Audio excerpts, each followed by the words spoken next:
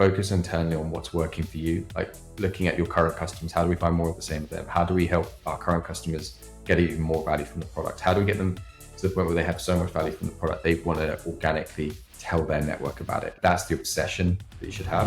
As a startup, I think everything is against you. You're not meant to succeed. You're not meant to grow. No one's heard of you. There's no trust in you. Like, their friends aren't using you. All of these things. So you've got to take advantage of the resources out there that are free, because you don't have all the investment to spend on like digital ads and big marketing events and everything like that. If you're going to invest the next 5, 10, whatever years of your life and all those hours and weekends and missing friends' birthdays, all this stuff, if you're going to completely sacrifice all of that, you need to do it for a reason.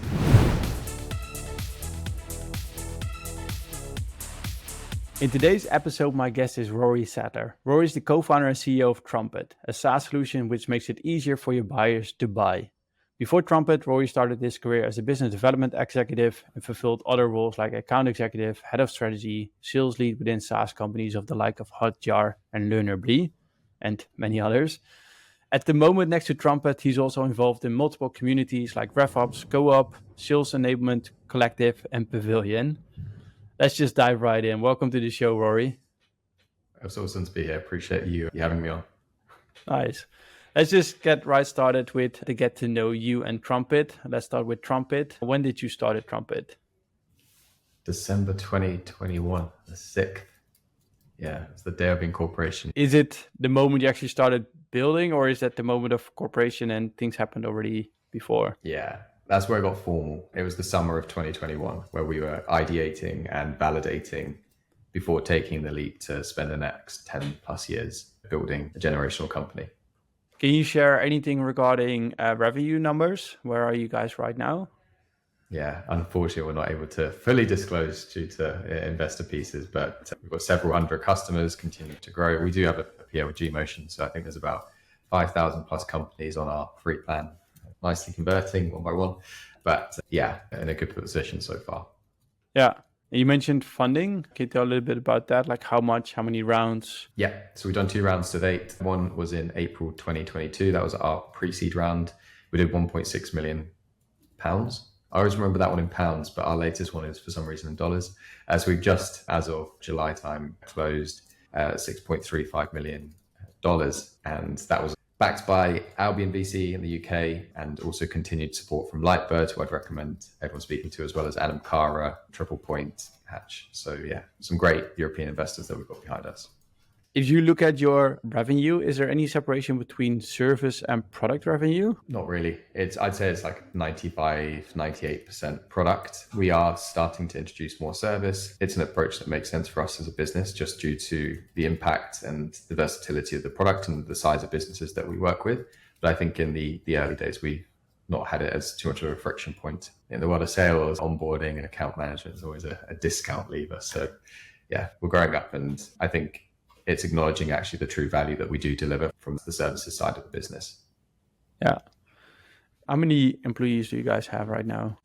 Yeah, very proud of every single one of them. It's still early days, that close-knit team. Everyone knows everyone. These are the most exciting days where you're all in the trenches together. But yeah, we've got quite a few roles out at the moment, so we'll be going to about 30 soon. Nice. In one sentence, what does Trumpet do? Yeah. So we're helping revenue teams centralize their buying journey, increase their sales velocity with collaborative workspaces and digital sales rooms. It's pretty much a one-link journey from that very first call right through to onboarding and beyond. And it's all about increasing collaboration externally. So we work with sales, CS, account management, partnerships. It's pretty cool to see. Let's get to know you a little bit as well. Is this your first startup? I'd say yes, with a pinch of kind of caveat. You know, I think as a aspiring entrepreneur for many years, there was always like side hustles at university, running an events company, a couple of other things. And I had exposure to the world of investment-backed startups and kind of SaaS when I was at university, studied entrepreneurship. If you can believe, they actually have a subject on it, which seems nuts. But the main focus of it was like take an idea to MVP. And I managed to do that. It was in the pharma tech space. I took the idea to MVP, had a health tech founder of a Series D company as a mentor, and it was all progressing really well, working with the NHS, the UK health minister. It was all looking strong. And I was then offered angel investment when I did the kind of final pitch at university, but decided to turn it down. I wasn't ready to build. I didn't have a proper CTO. If I'm really honest, I didn't really want to be in the world of pharma. From that sort of 2-year exposure to it, I just saw all of the regulation, the policy, and just how difficult it would be.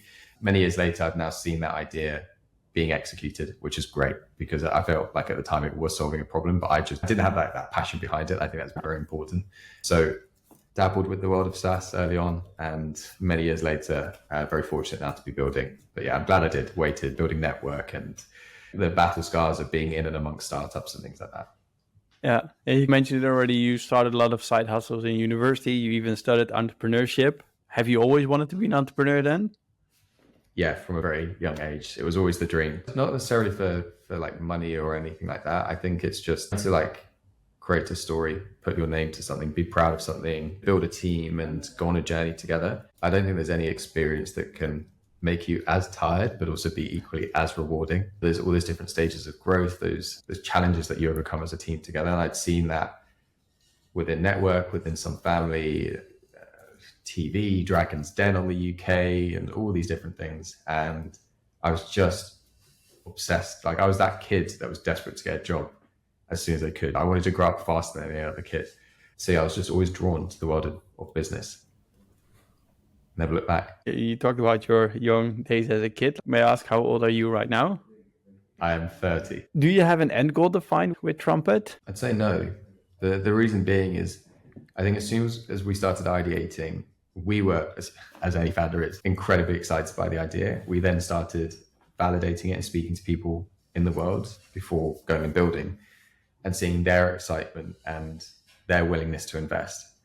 And then we're almost 3 years into the journey now.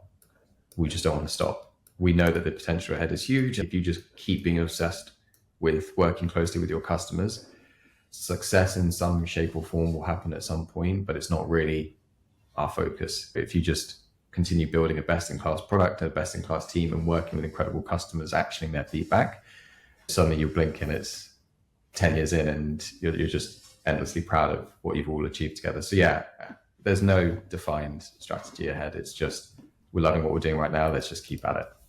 I guess like something which also keeps you motivated. You mentioned passion before, be proud of something. What keeps you motivated? What gets you up every day? Yeah, I think the thing that gets me up every day is seeing the team's passion.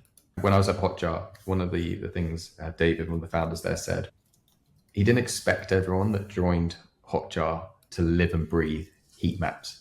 They're not the coolest thing in the world, but what I want to do is create a company where people love working with the team that they're in, and they feel challenged and they can feel that they can progress. They feel that they are helping their customers achieve something. And I think that honesty is, people really respect it. At the end of the day, Trumpet currently is a sales tech, if you're going to categorize us by any means.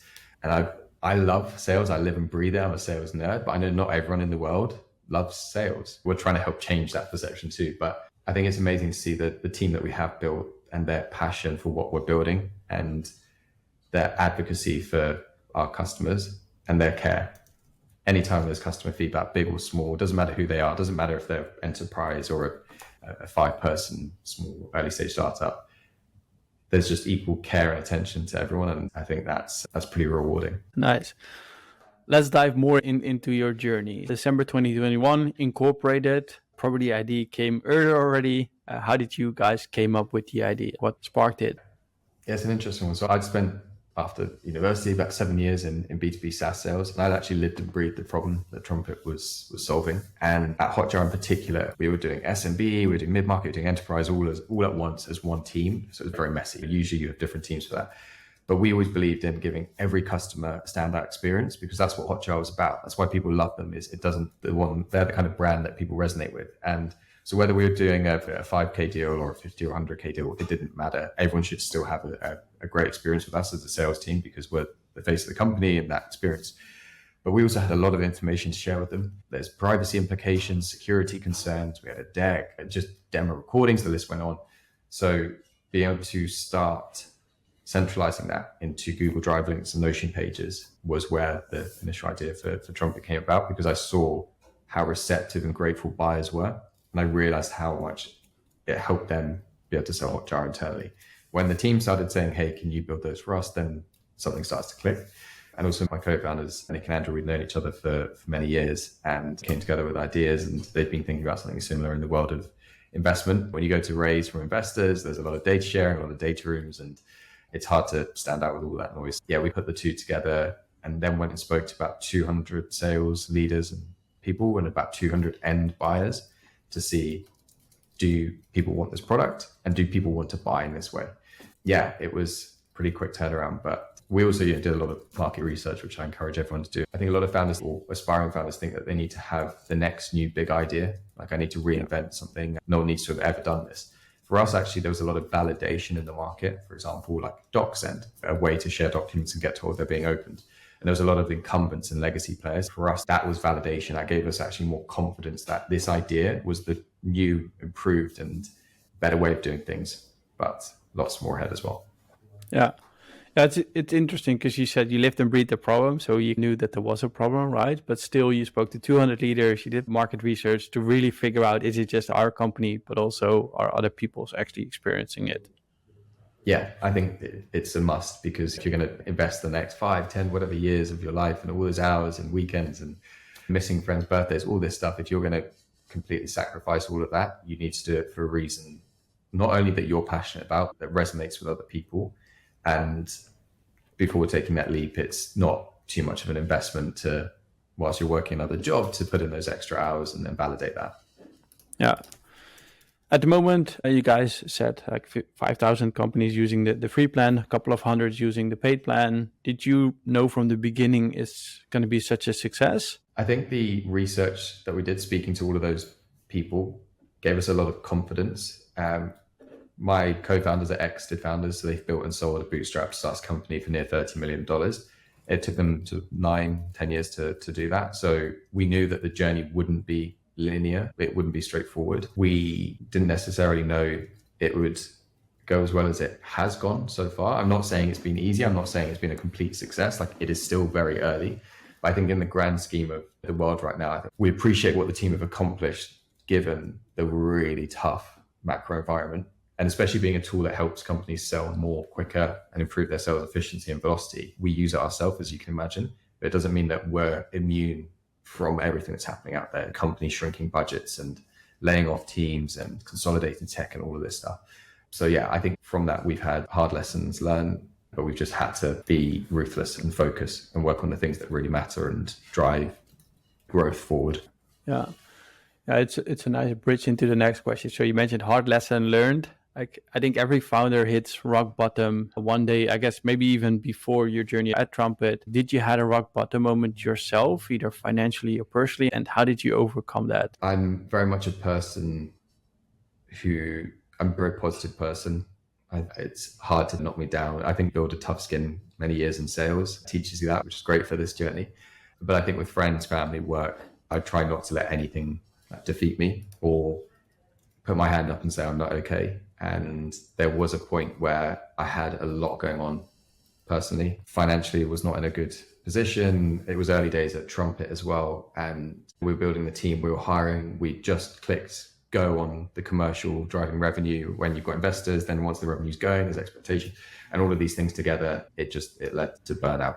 I hadn't invested in myself properly, doing the things that I love, playing football. Not that I'm any good, but just to be able to take that stress out, being more present in my relationship with my now wife, and being more communicative with those around me, like when I need help, and that I can't always take everything on. I think it's very easy as founders to feel guilty when you're not working, which you'll appreciate. Every waking moment, there's always an email to reply to, there's always a customer to serve, there's always product feedback to action. And I think I'm glad it happened that early on, because now it's like the understanding that it's okay sometimes to have a day off or to take a small break and not have to work in that evening and just go and enjoy a meal with your friends and things like that. So yeah, just taking on too much at once in a very short period was pretty brutal. Yeah.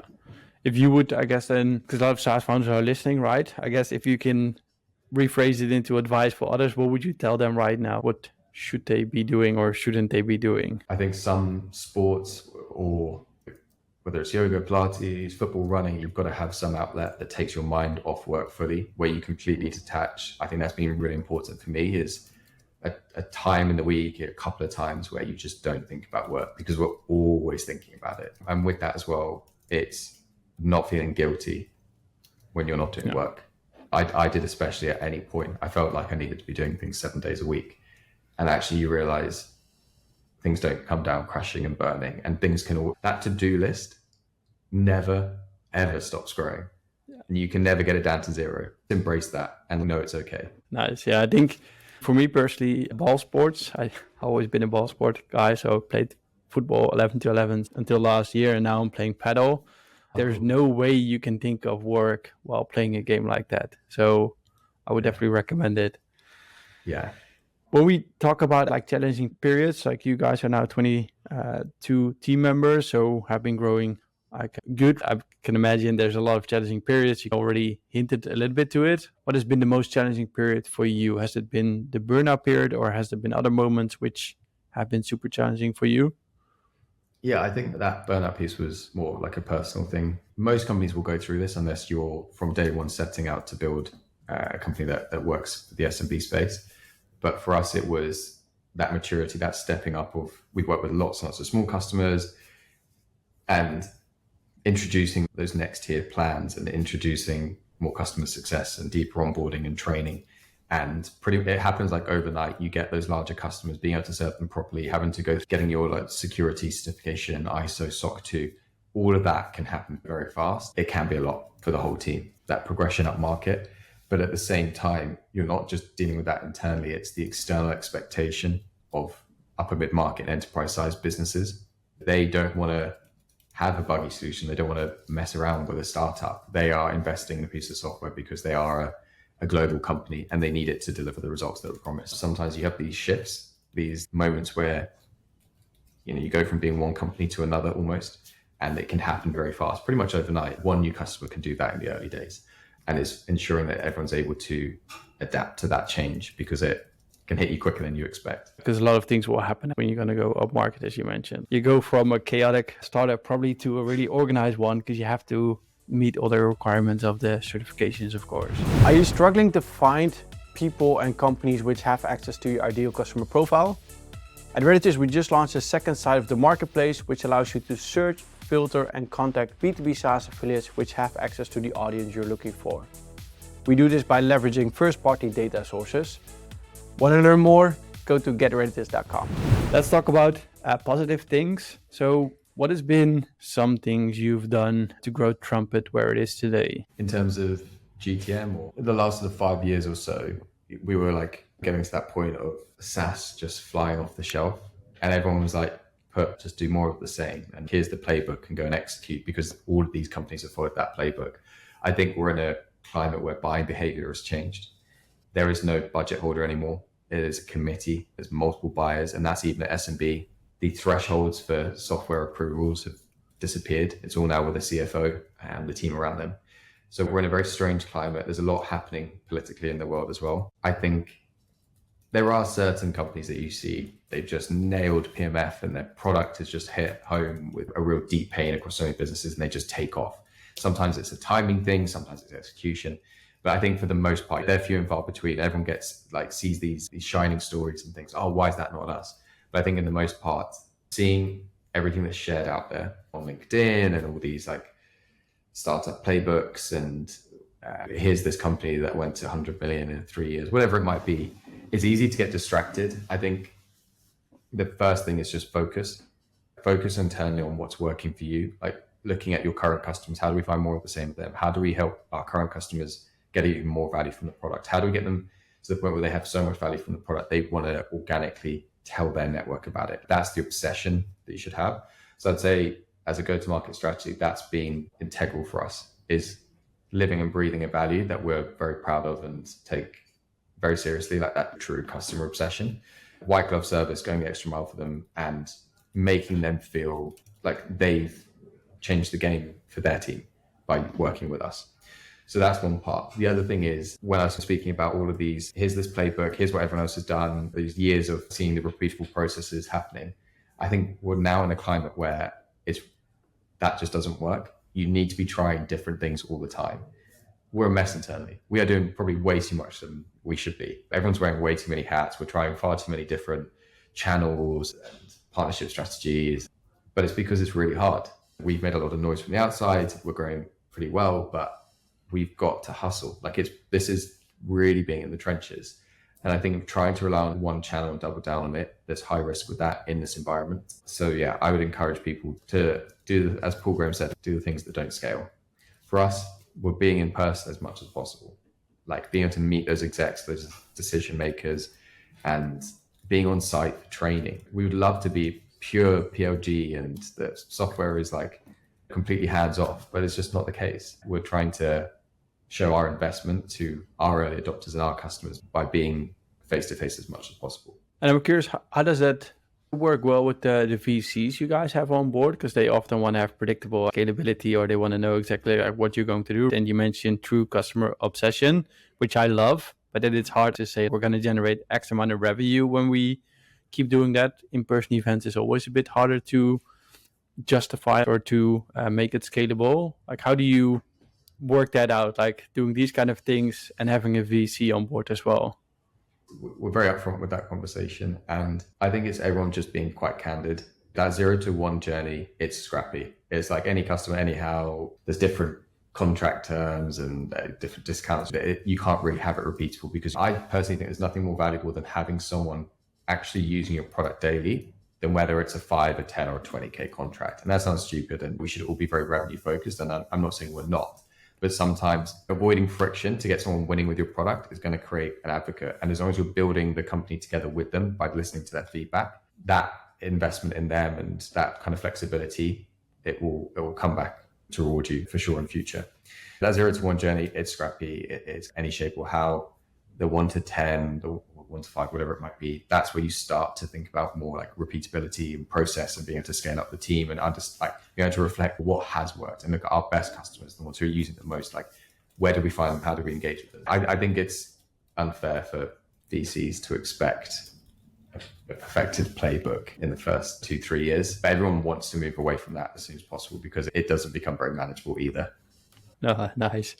And I guess, like, if you look past at your journey, did you guys make any critical decisions? Hey, if we haven't done X, Y, Z, we wouldn't be here right now. I would say our investment in social. So if I split our journey, year 1 was building the product, the beta. We were doing research, we were building our content strategy, we were immersing ourselves in the world of sales and revenue and things like that. And then year 2, we started to commercialize. Year 3, we started to move up market.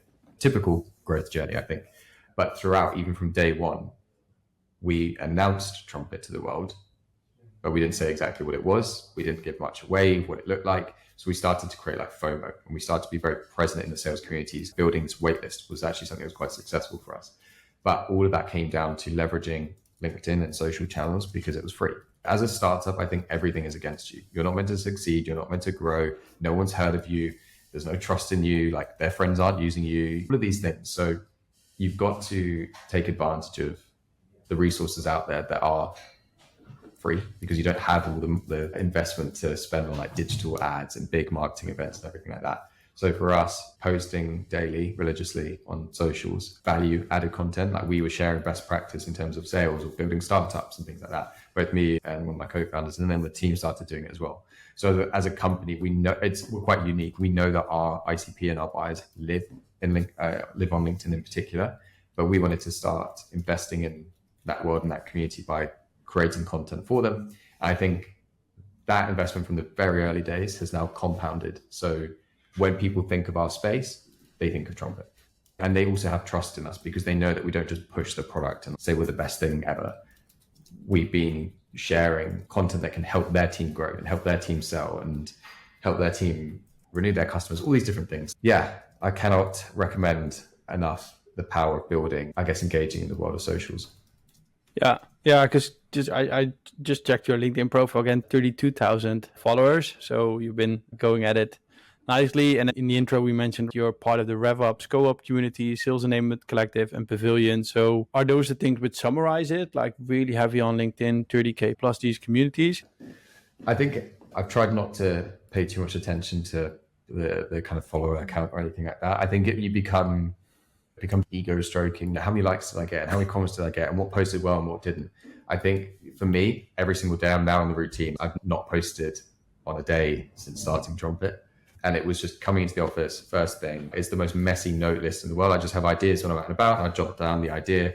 I take the idea each morning, and then I'll just flesh it out, first draft it, go make a coffee, come back, finalize it, post it. If it does well, great. If it doesn't matter. Like, I'm not posting on there to build a following or to get lots of likes. It's to just share things that have worked for me, that I'm seeing, that I'm learning. And if it does well, great. Fortunately, it has compounded, and it has led to us attracting investors and building partnerships and getting customers. Like, it does work. But equally, I wouldn't be able to do that without engaging and meeting and learning from other brilliant leaders and thought leaders that I've followed and I'm inspired by on LinkedIn. And that also comes from the communities. I think the power of community is underappreciated. I think there is an assumption you become a member of Pavilion and you just start getting customers. You start getting results from it. It's not the case. You get out where you put it. If you go to the events and you're active in the Slack channels and you engage with the posts and you recommend your friends and you become really part of it, that's when it starts to yield results, whatever those results are. But yeah, I think people just see a Slack channel, lots of channels within that group, that community, and they don't know where to start and they lose interest and phase out. So it just depends what you want. If you're really passionate about that space, then they're invaluable for sure. Yeah, because these things have been working real nice. And I guess with all success, failures also are part of it, right? Can we talk about one of your biggest failures and how did you overcome that? Yeah, the product team won't mind me sharing this because it was something that we were all quite honest about afterwards when you do a bit of a reflection on a certain launch. I think it's the buy versus build argument.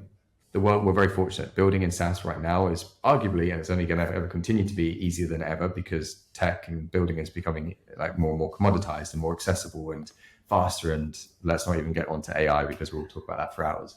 But there's still always that argument of buying versus building. There's certain parts of your product that you can either integrate and leverage an SDK, for example, or you can be like, I'm going to go ahead and build it myself. And I think we made the wrong decision with one of the parts of the product to build it ourselves, and what would have probably taken 2 to 4 weeks with an SDK investment, and it wouldn't have been much, several $1,000s. We decided to build it ourselves, and it ended up being a 3-4 month project, costing us a lot more when you start to assess the resources, the time, the team, the bugs. And today, what we're left with is still not what we wanted back then. It was a great learning. Like, you have to have these mistakes. It's just not a perfect journey. So we're actually super grateful that we had that thing go wrong, because now we are able to quite clearly assess when we've got a new project coming up, what exists in the world already that we can start to leverage, and how quickly can we get started with that versus we can build from scratch. Buy versus build, forever the biggest debate in product teams within SaaS. Nice, but it's a mirror you can hold like in the meetings. Are we going to do the exact same thing which we did before, or are we going to learn from it, I guess? Yeah, for sure. Nice. You did mention it a little bit. Like, you can talk about it for hours. We're going to talk about it for a couple of minutes. How do you guys leverage it internally? Talk about AI, machine learning, all the new technologies out there. Yeah, I know the product team use GitHub Copilot. That's helped increase their efficiency.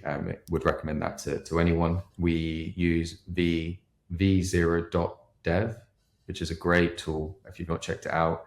For someone like, I'm not a developer, but I've got lots of ideas and got this vision for Trumpet, and sometimes being able to mock up a simple wireframe using it just through AI and prompts. For example, build me a dashboard that does X, Y, and Z. And then I can give it the prompts to iterate on it. I can then share it with the team, say, I've got this idea for something that looks like this. We've now fortunately got a product design team who can help make it look 100 times better. But it's a nice, nimble, easy to use tool that just helps us work more efficiently and accelerate that scoping side of product development.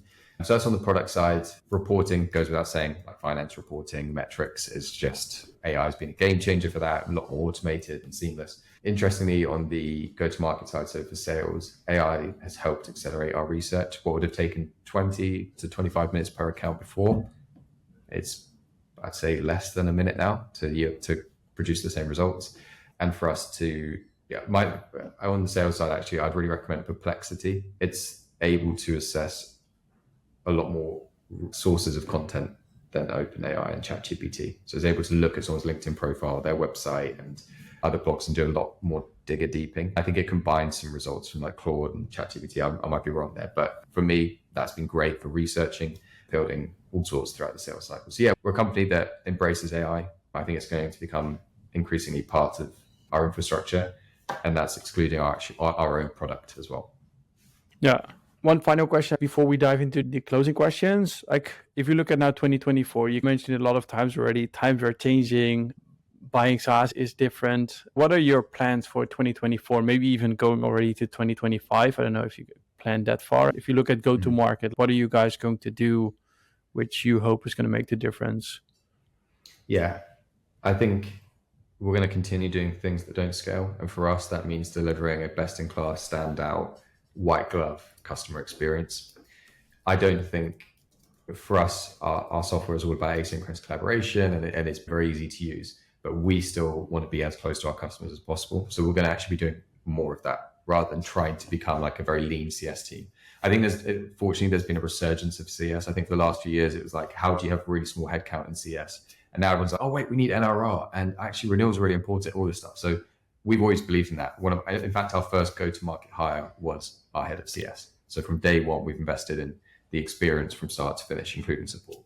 So we'll be doing more of that. I think a big piece which more companies need to do and salespeople need to understand the value of is qualifying out conversations. So in sales, it's very easy to get happy ears. Someone says your product is cool and they would love using it, but it doesn't mean that the business needs it. There's two very different things. So I think for us, it's being able to focus more and work with the right opportunities and customers and prospects who have a real pain that we're going to be able to solve, and not just people that have seen us on LinkedIn and think it's cool and they want to check us out. So I think qualification, the reason being is it improves efficiency and sales velocity and it improves your metrics, but it also alleviates time on the team. It's easy to just have endless calls and demos all day, but then if they're not all progressing, then let's qualify out sooner. It's hard in this market just to get a call with someone. I think a lot of people are like, yeah, but I can win them round. It's a tough skill to learn in sales. It's qualifying out. Like, when is it an opportunity? Really an opportunity. You also mentioned you guys are going for PLG, or at least trying. It's not always working as you want, especially early days. Like, how are you going to combine it? Like, focusing more on your ICP, but also keeping that PLG approach, because you can't always control who's going to sign up or book a demo. Yeah, PLG it's not an overnight success. I think you see all those graphs on LinkedIn of Figmas and ClickUps and all these companies. Like, when did they hit their inflection point? And some of them it took many years. And PLG doesn't necessarily mean you have a free plan, people sign up. There's so much to it, as you'll appreciate. For us, we're big believers in buyer enablement, making it easy for your buyers to buy. So for us, we don't want to gate the product. We're proud of the product. We want people to be able to try before they buy and explore it and investigate, and whether it's just one colleague using it or something like that. The way that we think about it is it's always there to also serve the customers that are pretty small and we're maybe not able to service because of the small size of the team. So we always want to be able to support the small guys. That's where we came from. Every customer deserves a seamless experience. They shouldn't be gated from getting access to the product. So we want to enable that. It enables us as well as sellers to then leverage like product-led sales motion. We're getting insights when someone from a certain size company signs up and they invite their team and they start logging in regularly and they hit the cap. And then we can start to support them with that journey. Is this an evaluation you want to progress and discuss with the right people internally because you've hit a cap? So yeah, I think it enables for signal-based product-led sales. Yeah, we're pretty much doing every motion: PLG, PLS, traditional top-down sales. And that's what I said at the start. We're doing everything. Exactly. I think that you mentioned like you do so many experiments at the same time. It's a bit chaotic, but I guess that's startup life. Yeah, that's what we signed up for. Exactly. Let's dive into the closing questions. So these are going to be revenue related. What kind of advice would you give another SaaS founder who's just starting out and trying to grow from 0 to 10K monthly recurring revenue? I'd say embrace the scrappiness. I think don't get too distracted with big logos really early on. If you know you're building a product for enterprise from day one, that's different. If you're still figuring that out, enterprise, it's all the kind of shiny big budget, but it's going to be more distracting. It's going to take longer than you ever think because you don't have MFA, you don't have permissions, you don't have SOC 2, you don't have custom, whatever it might be, or a certain integration. There are so many requirements that founders miss when they have a conversation with someone. I'm like, oh, I'm speaking to so-and-so at MongoDB or someone at Salesforce. And do you really understand what it's going to take for that organization to back a startup where there's maybe 6, 10 of you and you've been going like just over a year? It's probably not going to happen. And we were naive in the early days. We had a few people sign up from big logos. We got distracted and we thought, oh yeah, we can get them on. But actually, it's being aware of where you really are and what customers can you actually serve and focusing on them. And then there's this concept of the bird in hand principle where you really lean into your network, whether it's someone that who's great at photography, or it's someone who's got a podcast studio at their co-working space. Like lean into all these people, be scrappy with the resources you have around you. And like through that, one, you're then increasing your network, but two, you're not putting all the pressure on doing everything yourself internally. And I think you feel like you need to do that. You have to do everything yourself. But there's no like golden ticket, like here's the one thing to do. I just say embrace the scrappiness. Actually, I go back to saying what I said earlier. Getting customers using your product is more valuable than the actual exact dollar amount. Exactly. And probably also then the actual logos on your site. Like you need to have people using the product. Nice. Let's assume we pass 10K MRR and we're going to make a huge jump towards 10 million ARR. What kind of advice would you give SaaS founders here? I'd explore the concept of a customer advisory board. These don't necessarily need to be customers of your product today, but they can also be customers that you would dream of having one day. So we've built one. So we have one of the EVPs at HubSpot. We've got CROs from companies like Calendly. We've got revenue enablement leaders for the likes of Databricks and Gone. These are like dream logos and customers, but they're also experts in their space and their field and their domain. And we're working with them to build Trumpet together. So how do we get Trumpet to become a $100 million company? How do we sell to a 100 million ARR company? What would you want to see? What are the things that are missing? What are the capabilities that you guys are thinking in the next 5 years? Because when they've got thousands of sellers, for example, we sell salespeople globally, we're aware we don't necessarily know that world right now today. So how can we be aware of it? So in 2 to 3 years time, when we're ready to engage with that world, we've had the support and we've been able to build that in mind. And those people have incredible networks. They have incredible expertise and domain knowledge that you can just tap into. So yeah, we're fortunate to have built the customer advisory board that we've got. It is equity based. It's not necessarily how many you have. I think just making sure you do the due diligence on who they are and what value they're going to bring is probably the key piece. Nice. Love it. Let me try to summarize 40 minutes in, let's say, 2 minutes. So you started Trumpet, like you lived and breathed the problem, but I guess that wasn't enough. You also spoke to 200 leaders, did a lot of market research. And as you mentioned, doing proper research will give you the confidence going forward. Keep investing in yourself. Do things which can take your mind off work, and definitely don't feel guilty when you're not working as a SaaS founder. Moving up market means you will have a lot of challenges. You almost become a new company. Buyer decisions have changed. So you now have committees and always have to go through the CRO when the company gets bigger. Your GTM, a true customer obsession, and keep experimenting with many channels. In your case, maybe too many, but embrace the chaos. Don't focus on scalability, repeatability too early. Do things that don't scale. Don't get distracted on the big logo. Stay scrappy and keep focusing on your ICP. Investing in providing content, building communities will compound, and it will only work when you're being part of it. So you get what you give. Start a customer advisory board, find expert dream clients, and build your company together with them. They will have networks, expertise, and great knowledge, and you can get them in by giving equity away. And that is a short summary. If people want to get in contact with you, Rory, what will be the best way to do? Email, so LinkedIn. I'm very active and very present there. LinkedIn's inbox is not the best, as we all know. So if I don't think I'm ignoring, sometimes I just miss things. Cool. Then we're going to link both and make sure to follow up with Rory on LinkedIn if he doesn't respond. For people listening, if you got to this far, please leave us a review on Spotify, Apple Podcasts, or wherever you're listening, and make sure to fill out the poll we're going to add to this podcast as well. Thanks again for coming on, Rory. Pleasure. No, thanks for having me. Great to chat. Thank you for watching this show of the Grow Your B2B SaaS podcast. You made it till the end, so I think we can assume you like this content. If you did, give us a thumbs up, subscribe to the channel.